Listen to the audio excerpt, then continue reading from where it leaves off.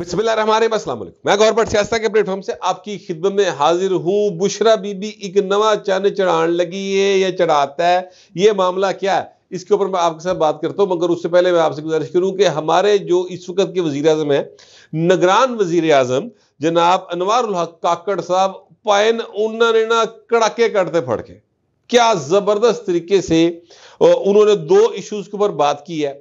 एक इशू काफी मुतनाज़ा है, बलूचिस्तान के जो क्या कहते हैं डिसअपीयरेंसेस है, यानी जो लापता अफराद का रोला है, वो उस पर पाकिस्तान के अंदर बहुत सारे हमारे दानशूरों को तकलीफ है। अच्छा, मैं आपसे गुजारिश करूं कि मैं किसी भी शख्स की जो है ना फोर्स्ड डिसअपीयरेंस यानी जबरी गुमशुदगी, लापता किए जाने, उसके हक में हरगिज नहीं हूं। ये बात मैं अपनी पोजीशन पहले आपको क्लियर कर दूं, लेकिन हजूर बात यह है कि ये मेरी पोजीशन है ना, जो इस वक्त ग्राउंड की रियलिटी है वो डिफरेंट है। ग्राउंड की रियलिटी के हवाले से बड़ी तफसील से गुफ्तगू की, जिस पर बहुत सारे एतराजात और बहुत सारी बातें हो रही हैं। ये हमारे अनवारुल हक काकड़ साहब है ना, निगरान वज़ीर आज़म, इनका स्टाइल जरा है अमेरिकन। आप यानी पढ़ी लिखी गुफ्तगू करते हैं और पब्लिक के अंदर करते हैं। जो मौकफ ये रखते हैं उससे एक मिनट के लिए पीछे हटने को तैयार नहीं होते, और साथ ही साथ सीखने का अमल भी जारी रखते हैं।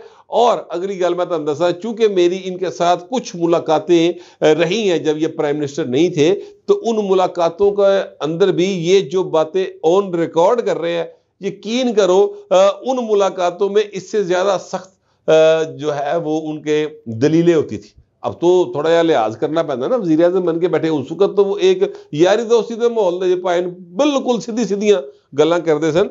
अभी भी उनका यानी वल फरेब कोई नहीं गल वही है, मगर थोड़ा सा अंदाज हल्का सा एक प्राइम मिनिस्टर के स्टेचर की वजह से थोड़ा सा उन्होंने बदला है। अदरवाइज पायन गल वही है जो ये पहले क्या करते थे। लिहाजा वो इस बात पर यकीन रखते हैं कि जो वो कह रहे हैं ना, एक्चुअली वो उस पर यकीन रखते हैं। कोई ये ना समझे कि चूंकि वो प्राइम मिनिस्टर हैं इसलिए वो इस तरह की बातें कर रहे हैं। ए वाली दो नंबरी पायनी च नहीं। ये एक तो बात ये आप क्लियर कर लें। दूसरी बात ये है कि ये जो भी लोग लापता हैं और जो उनके लवाकिन आके बैठे हैं, मेरी उनके साथ हमदर्दी है, बिल्कुल है सर। ये जो पंजाब से लोग जाते थे, गोली बच जाती सी, उन्होंने नाल भी किसी की हमदर्दी है कि नहीं है? मुझे नहीं याद पड़ता कि कभी उनके लिए किसी ने कोई जो है वो बात की हो। मैं अपना एक एक्सपीरियंस शेयर कर सकता हूं, लेकिन नहीं, इसकी जरूरत नहीं है। गल बाबा पुरानी हो गई, छोड़ देते हो उस बात को। अपना भी कुछ एक्सपीरियंस है, लेकिन गल चूंकि काफी पुरानी हो गई है, इसलिए उसको मैं यहाँ पे डिस्कस नहीं कर रहा। अदरवाइज मैं आपसे गुजारिश करूं कि मैं इस बात से मुकम्मल इत्तेफाक करता हूं प्राइम मिनिस्टर की कि रा वहां पर फंडिंग करती है। इस बात से मुकम्मल इत्तेफाक करता हूं कि मुल्क दुश्मन अनासर जो है वहां पर सरगर्म है।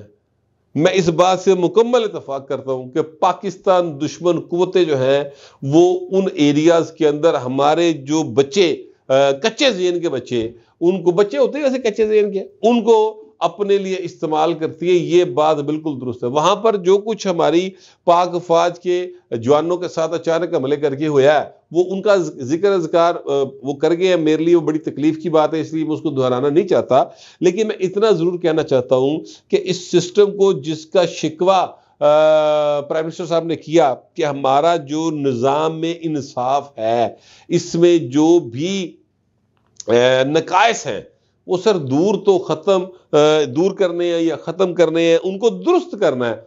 वो सर हुक्मरानों नहीं करना ना। वो जो बेचारे लापता अफराद वाले बैठे हैं लवाकिन, उन्होंने आगे ठीक नहीं ना करने, ना वो मैंने ठीक करने हैं। वो किसने करने? वो पार्लियामेंट ने करने हैं। हमारी पार्लियामेंट के जो भी लीडरान पिछले 20-25 साल में मुंतखब होकर आए हैं सर, उन्होंने उसकी तरफ सिर्फ लेपापोती की। एक शख्सियत सिर्फ ऐसी आई जिसका नाम आसिफ जरदारी था, जिसने कोशिश की कि ये जो बलूचिस्तान है इसको हम जरा थोड़ा सा इनकी महरूमियों कम करें।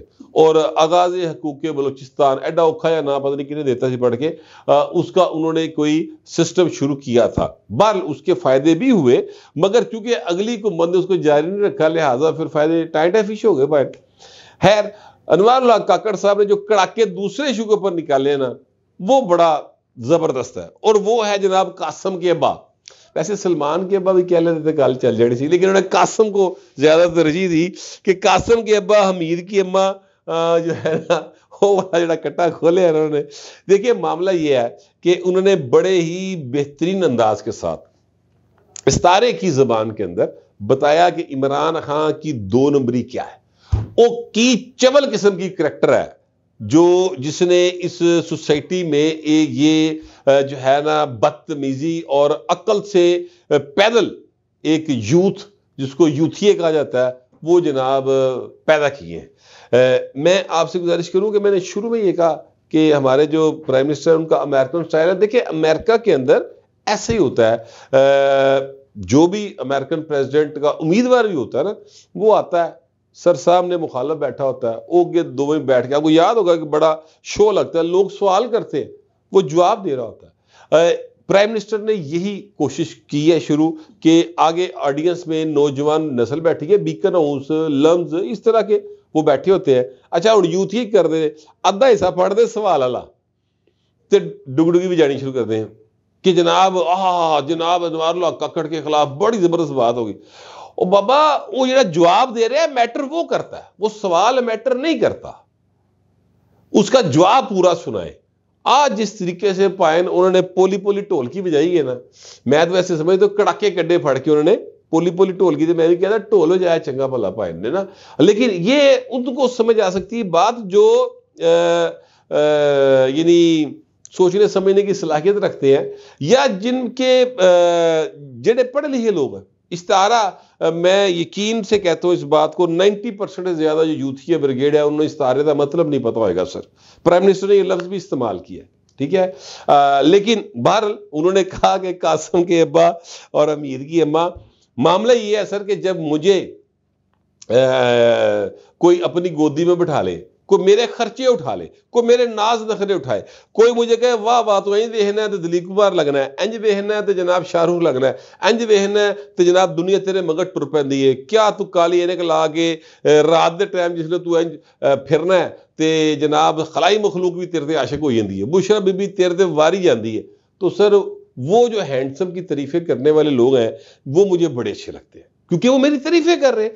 जिसको कहे नहीं यार काली ऐनक रात को नहीं लाई दी, मेरा वीर तेन की नजर आएगा, उसको मुझे भैड़े लगने शुरू हो जाते हैं। जो कहते हैं यार तू नहीं मेरी गल मनी, चल फिर उतर जा मेरी गड्डी चो, जा अपनी गड्डी से जाके बह, तो सर वो मैंने बहुत ही भैड़े लगते। फिर मैं कहता हूँ न्यूट्रल तो जानवर होता है।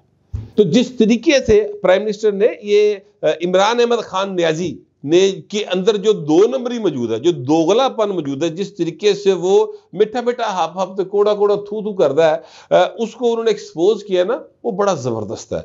और इसे ये हौसला कि अनवारुल्लाह काकड़ बतौर वजीर आजम जो लोग बैठे हैं उनके सवाल ले बराह रास्त लाइव जाते हैं और बराह रास्त उनके जवाब दे। सर ये हौसला हमारी लीडरशिप के अंदर होना चाहिए। ये तो ज़ाहिर है निगरान है, 2 महीने बाद चले भी जाएंगे, ठीक है। लेकिन जेड़े दूजे वजीर आज़म बनना चाहते हैं, बिलावल भुट्टो सरदारी जैसे, उनमें ये उन्होंने एक दफ़ा ऐसा किया था लम्स के अंदर ना, मैं कवरेज के लिए वहाँ पर गया हुआ था। चले नवाज शरीफ साहब, शहबाज शरीफ साहब, मौलाना फजल रहमान, मौलाना साहब तो खैर वैसे अपने मदरसे के भी सवाल नहीं लेंदे, लेकिन चले वैसे ये यार कल्चर आना चाहिए, डेमोक्रेसी है ना, तो इसमें सर आए और लोगों के सवालों के बराह रास्त जवाब दें और लाइव नशर होने चाहिए। अगर हमारा चीफ जस्टिस ऑफ पाकिस्तान जो है वो हसास तरीन मामला के ऊपर लाइव नशरियात चलती हैं, उत्थे सवालों के सवाल होंगे, जवाब होंगे, फैसले होंगे, दहाई देंगे ने, तो इधरों की प्रॉब्लम है। ये करना चाहिए, मैं समझता हूँ ये बहुत अच्छा इनिशिएटिव है, इसको सबको फॉलो करना चाहिए। अब मैं आपको असल खबर की तरफ आने लगा, और असल खबर जो, या ये कह ले कि जो बात मुझ तक पहुंची। देखिए चीजें जो होती हैं असल वो तो उस वक्त ही हो सकती है जब आप किसी चीज के विटनेस हो।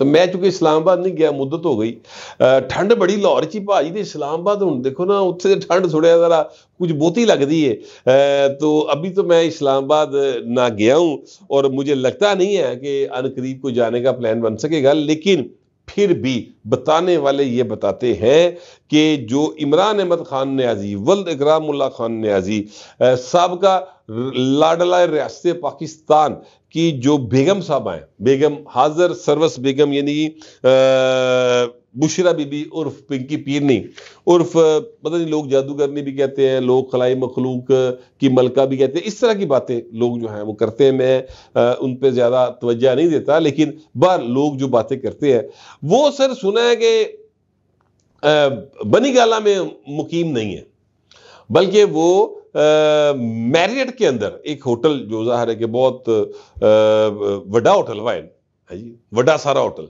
वहां पर वो मुलाकातें करती हैं और ऐसे लोगों के साथ मुलाकातें करती हैं जो अक्सर पाकिस्तानी नहीं होते सर।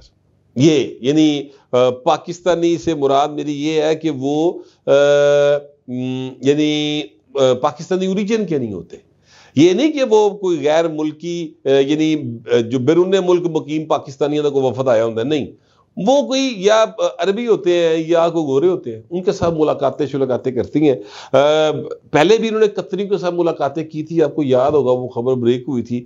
पहले लोग की मानते नहीं थे, बाद फिर गल्लां खुल गई, उन्होंने कहा जनाब बिल्कुल मुलाकातें हुई सी, और कतरियों ने बड़ी शटअप कॉल भी दी थी, वो भी मैंने आपको खबर ब्रेक की थी। तो ये मुलाकातें जो हैं वो अब सुना ही है कि इन मुलाकातों के अंदर एक बुजुर्ग वकील भी अक्सर मौजूद होते हैं, और वो जो मुलाकातें हैं वो पाकिस्तान की इस्टेब्लिशमेंट के ऊपर इस तरह का एक उनके साथ ताल्लुकात को इस्तवार करने की कोशिश करने के लिए करने के हवाले से कोई जो है वो दबाव बढ़ाने की कोशिश है एक, ठीक है। अब वो कौन दबाव बढ़ा सकते हैं, आप जानते ही हैं, मैं किसी भी मुल्क के जो है हाई अप्स उनका नाम नहीं लेना चाहता क्योंकि इसकी ऑफिशियली तस्दीक नहीं आ सकती, लेकिन अनऑफिशियली जो बातें आ रही हैं वो यही हैं कि वो उनकी पुरस्कार सरगर्मियां मैरिट होटल के अंदर देखी सुनी जानी जा रही हैं। लेकिन ज़ाहिर है इस्लामाबाद का चप्पा चप्पा जो है वो निगाहों के अंदर रहता है सर। उत्थे कोई समझे कि लोगों के तुसी इतनी मशहूर पर्सनैलिटी की बीवी हो या इतनी मशहूर पर्सनैलिटी हो तो कितने लुक आ जाए तो बड़ा मुश्किल या काम है। होटल के अंदर तो बिल्कुल लुकिया नहीं जा सकता। तो ये जो है ना उनकी मामलात हैं। अब बुशरा बीबी की ये मुलाकातें क्या चांद चढ़ाएंगी, क्या इसका नतीजा निकलेगा? चांद चढ़ाने से मेरी मुराद है नतीजा क्या निकलेगा। क्या इमरान अहमद खान नियाजी को कोई नया रिलीफ मिल सकेगा, या बुशरा बीबी के ऊपर चलने वाले मुकदमात जो हैं, खास तौर पे वो मुकदमा जिसमें उनके साबिक शोहर अव्वल ने ये इल्ज़ाम लगाया हुआ है कि मेरी बुढ़ी के इमरान खान के साथ नाजायज़ ताल्लुकात थे। अल्लाह माफ़ करे, ये बड़ा खौफनाक इल्ज़ाम है। इस इल्ज़ाम के ऊपर इस्तिगासा चल रहा है और मतलब इसमें आगे कार्रवाई बढ़ रही है। क्या वो इससे बच सकेंगी, या वो जो नैब के अंदर केसेस चल रहे हैं, क्या इन मुलाकातों के नतीजे में ए बीबी दी अपनी जान छूट सकेगी, या ये अपने हस्बैंड को भी उस मुसीबत से इन्वर्टेड कॉमर्स में लीजिएगा जिसका वो शिकार है, बचा सकेगी नहीं बचा सकेगी।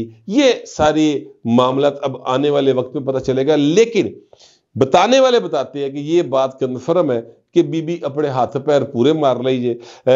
ये भी कन्फर्म होना बाकी है कि सिर्फ अपने लिए मार रही है या इमरान खान ले भी मार रही है, लेकिन हाथ पैर पूरे मार रही है किसी तरीके से बच सके। वैसे यहाँ पर सवाल उठता है कि अगर उनके पास वाकई कोई खलाई मखलूक, कोई जादू टूणा, कोई परीजाद, कोई इधरला उधरला कोई मतलब इस तरह का मामला हुए तो सर फिर लोगों ने मुलाकात की लोड़ है, फूक मारो तो बस अपना काम ठीक हो जाएगा। जरूर तो जादू तो यही होता है ना जरूर कि वो काम हो जाए जिसका किसी ने सोचा ही ना हो। वैसे यूथियों के ऊपर लगता है जादू ही होया आज। चंगा भला पढ़िया लिखा जा करैक्टर होंदा है, शक्ल से लगता है। डिग्रियां पूछो तो दो सर उन्हें यानी PhD की होंगी हैं, या डॉक्टर होता है, ठीक है, चंगा भला एक हार्ट का डॉक्टर बड़ा सीनियर सर। जैसे ही वो इमरान खान का जिक्र आए दे भाई जेडे ने उन्होंने गुफ्तगू से पता लग जाता कि जादू के असर में है। वो जादू किसका है अब ये तय होना बाकी है। लेकिन बुशरा बीबी की जो सरगर्मियां मेरे तक पहुंची थी मैंने आप तक वैसे ही पहुंचा दी हैं। अब अल्लाह बेहतर जानता है कि आगे क्या क्या होना और देखना बाकी है। जो इतलात थी वो मैंने आप तक पहुंचा दी है। दोस्तों दरख्वास्त है कमेंट जरूर कीजिएगा मगर ज़रा तहजीब के साथ। फिलहाल इतना ही, मिलते अगले व्लॉग में।